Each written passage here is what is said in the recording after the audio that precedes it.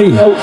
আমার কবিতা হইল, আমার কবিতা ওই দেখা যায় তাল গাছ হবে না, আমার কবিতা হবে ওই দেখা যায় কবরস্থান, ওই আমাদের ঘর, ওইখানেতে থাকতে হবে সারা জীবন ভর। ওই দেখা যায় কবরস্থান, ওই আমাদের ঘর, ওইখানেতে থাকতে হবে সারা জীবন ভর। ও কবর তুই চাস কি?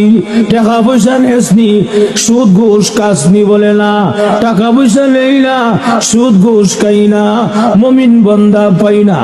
একজন যদি পাই এমনি জান্নাতের বাগান হয়ে যায়। এজন্য আল্লাহর রাসূল হাদিস শরীফে বলেন, আল কবর রাউযাতুম মিন রিয়াজিল জান্নাহ আও হুফরাতুম মিন হুফারিল নার। কবরটা কারোর জন্য জাহান্নামের গাড়া হবে, আবার কারোর জন্য জান্নাতের বাগান হবে।